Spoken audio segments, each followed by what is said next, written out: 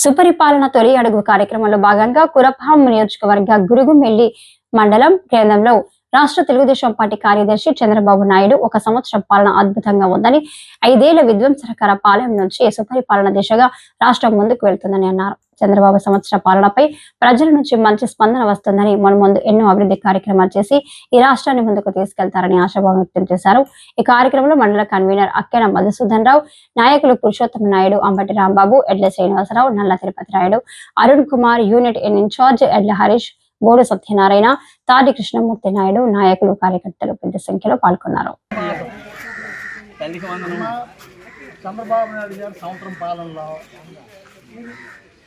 అతను గెలిచిన మరుక్షణమే 3,000 పెన్షన్ 4,000 చేశారు. చేశారు లేదా? 19,000 రూపాయలు కొంటుందా? తర్వాత 4 నెలలకి గ్యాస్ సిలిండర్ 3 ఇస్తాను లేదా?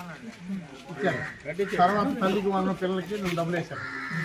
4,000 రూపాయలు కరెక్ట్ కొంటుంది, తెల్లారికి వచ్చి ఇస్తాను. బాగుందా చంద్రబాబు నాయుడు అకౌంట్ లో పడతాయి. మనమ్మా చంద్రబాబు సంవత్సరం పాలన ఎలా కనిపిస్తుంది నీకు? బాగుందా? చాలా బాగుందా? చాలా సంతోషం. ఏంటి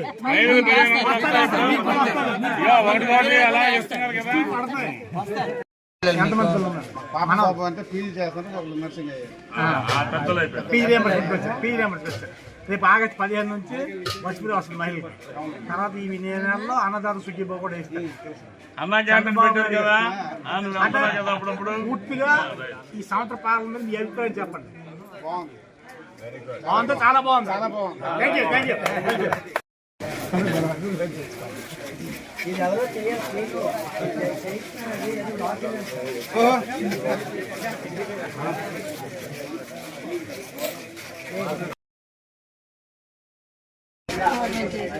ఆరు వేలు 15,000 కూడా చేశాడు. అంటే నీకు 6,000 వచ్చింది కాబట్టి నీవు 6,000 వచ్చింది, నీకు 4,000 ఓల్డేజ్ పెన్షన్ వచ్చింది. అలాగే 3 సిలిండర్లు ఇచ్చాడా లేదా? Gas cylinder